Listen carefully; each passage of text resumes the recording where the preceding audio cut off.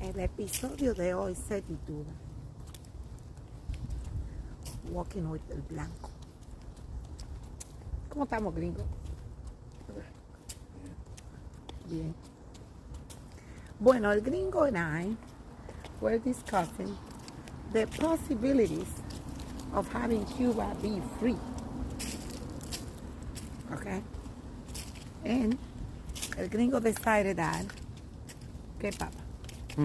Well, the possibility of having Cuba break free from the yugo del Cuba comunismo. break free from what? From the communism. Is this latest episodes of manifestations all over the world anything that could constitute a beginning of the end of this communism? Because keep in mind that we have in this modern day administration core we can at Bernie's, we have we got it. we went to the same place where this crazy lunatic and Bezos are going to out of space, huh?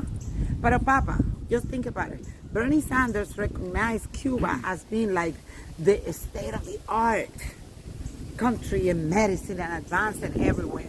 So you think that they're gonna be criticizing or supporting these massive manifestations in which the Cubans are wielding, are blowing, and are showing the American flag in a sign of freedom and capitalism?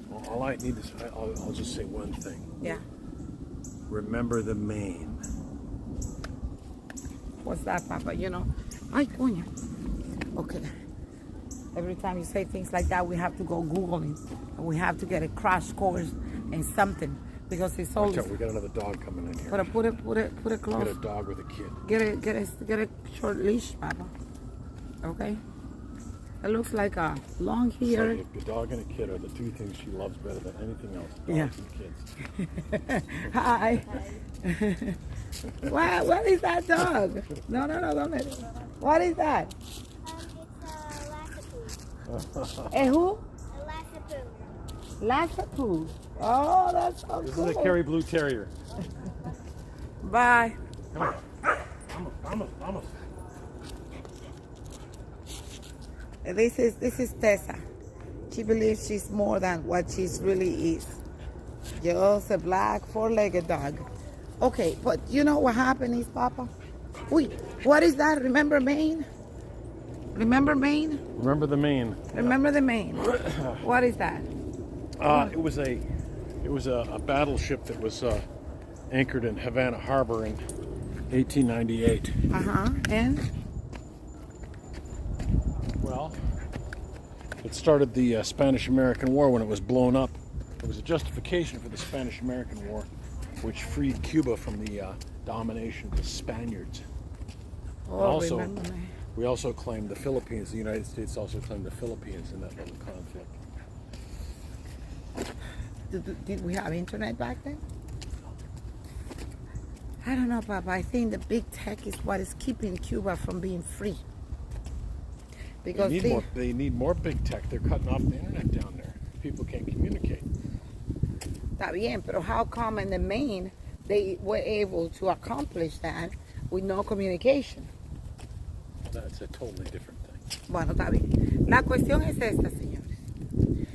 Bernie Sanders, who praises the communist regime, is not going to allow the geriatrico Joe Biden to say anything different from all the handlers who have come out and said that, they stand with the people of Cuba who are protesting against COVID-19.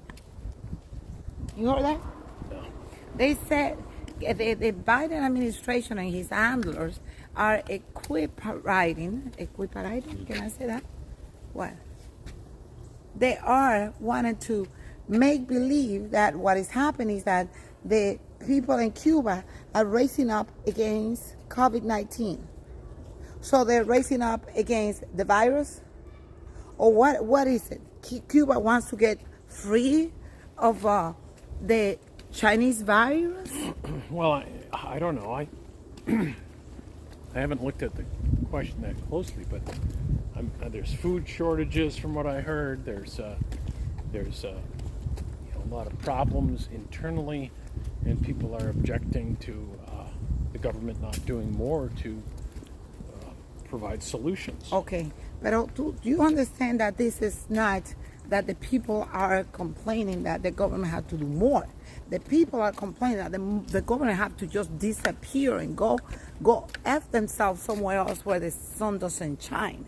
Because this is not new that Cuba doesn't have medicine, while they claim to be the state of the art in medicine, but they send the doctors to somewhere else. They are commercializing the doctors, sending them somewhere else, to Venezuela, to Brazil, everywhere, and in turn they're being sold. They're being sold. That's what's happening. They're being sold to other countries, and then Cuba is reaping the benefit of the modern day slavery. So Cubans are not tired of COVID. They're tired of being tired of nothing happening, and then they are the ones taking the last, being the last in the barrel. ¿Está bien? That's what it is. Because the people in power in Cuba. What do you mean the last in the barrel? The last in the barrel. They are the one that they're the one that los come últimos. The Haitians are last in the barrel. Bueno, pero in Cuba. We're talking in Cuba for now. Then we take the Haitians another day, but another time or later. But this is about the Cuban cause that maybe now is being out everywhere, here, there, and internationally. But, Papa, and it's a big but. And I like big but, and I can't lie. Yesterday, there was a manifestation that started in Versailles and went all the way down to who knows where, on A Street, in which all of the usual suspects make their faces known to be around there so people can see them. Not see their actions, but see them and do some sort of photo op and continue on. So, Papa, some people had asked, Myra, how come you're not? Some people now, like maybe 2 or 3. I said it's easy to say some people, so you don't have to say how many or who. Why weren't you on A Street? You know what? I didn't even know that this was happening. And even if I did, I would not be that blatant, disrespectful to just go there and try to get some clout, get some camera action, pretending that I'm here with the Cubans. And then what? Then what, Papa? Tell me, what is the action? What is the cohesive plan to do something for the Cuban people, besides just being a pretender, big pretender? And that's what I call every politician who was on A Street yesterday, the big pretender. They're pretending that they care, and they care because elections are coming up soon. And there's nothing wrong of going there to try to get a few 2 or 3 votes from the people. But the pretensions is what get me, que me saca la piedra. Well, I don't know, but if you look at the situation, okay, under the Obama administration, the dictators were pretty much coddled, okay? Oh, you heard that word? I don't know. Coddled. I mean, do you remember? Come on, girl. Come on. Uh-huh. Do you remember the? It's quite a photo op. At the baseball game, Obama was sitting there with Castro's brother. Yeah. Okay. I don't think he was smoking a cigar, but he may as well have been. Yeah. And it was like, let's just cuddle up to these people, and normalize relationships, open the embassy. Remember, and then the embassy you know, they use these sonic warfare to get inside people's heads and cause a lot of injuries to the diplomats there. Okay, it's like a dog. So get a picture of the dog. Picture of the dog. If you give, there's an old saying, if you give a dog an inch, it takes a mile. In other words, if you give any space to this totalitarian regime, okay, they're gonna take advantage of the situation. They know no loyalty. They don't know no loyalty. You remember what Obama did? He opened the embassy in Cuba, and then what happened after? After we have to rush and get everybody out of Cuba, and even the Canadians. But then after that, did anybody blame Cuba for what happened? No, they keep saying, I don't know, it wasn't me. They're worse than Shaggy when he was caught in the bathroom, by his, Shaggy, wasn't me, Shaggy. Yeah, that's a song from the 90s. Yeah. 2000s. So today, we forget everything that happened, and we elect Obama again, and with the face of Robinette Biden and Dr. Jill Biden, doctor, and something that who knows what it is.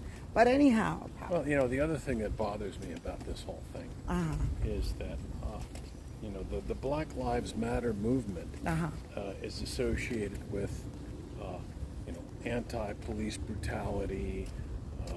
Don't discriminate against us just because of our skin color. But if you look at Cuba, okay, who is actually running the place, right? And who is actually under the boot or the thumb of the politicians down there? Everybody in Cuba is a person of color, pretty much. You know what I mean? Come on. Aren't they browns and They're blacks? browns. They're Hispanic, black. Come on. They're all people. Why don't we care more about the Cuban people, okay, at this point in time, rather than the leadership, the aristocratic, which really is it's their own. They've created their own aristocracy there. Yeah. Through their totalitarian communism. Okay, that's what they've done. They've created their own artificial aristocracy. It's not anything. Cuba doesn't look anything like an ideal communist society that Marx and Engels discussed in their in their literature. Okay, in the politics, and it's not anywhere near that. Okay, what it is, it's you've got a ruling class, right, and people that are exploited, and they started to speak out yesterday. Okay, a little bit. They're going to turn off their internet. They're going to stop them from speaking. Okay, why can't we support those people more strongly as a government? Okay, what happened to Black Lives Matter? Black Lives only matter in the United States of America. The Black Lives only matter here. They should matter everywhere. In Cuba, in Haiti, in Africa.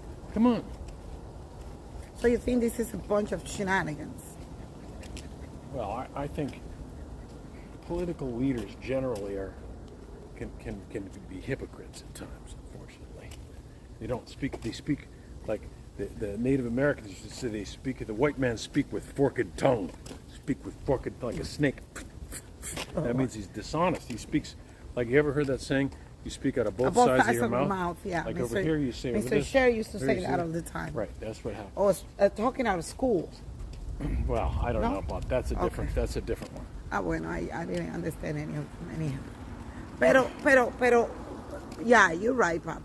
So for me, SOS Cuba it takes an action after the SOS, because if we learn our past history, we have an SOS movement that was even stronger in Venezuela with somebody, a so-called Guaidó, who nobody knows where was he guaidado, and right now he is negotiating with all the people that he's supposed to be fighting against. So we are caught between a rock and a hard place. Somebody told me that what they want is for the U.S. government to send boots to Cuba and humanitarian assistance to rebuild Cuba. You got that, Papa? That will be idea. But who's gonna tell the government empowered today, Robinette Biden, to send the military to Cuba? Because that will be cementing the fact that communism is not the option. But that's what he is trying to push on the left, the radical left side of the Democrats, who on the side of Bernie Sanders, Alexandra Ocasio-Cortez, Ilhan Omar, and all that group of liebres desquiciadas, they are prone to believe that communism is the answer to all these world's problems, which means that all your hard-earned money, and everything you worked is going to be taken and given to somebody on the Robin Hood style, in which they think it's going to work.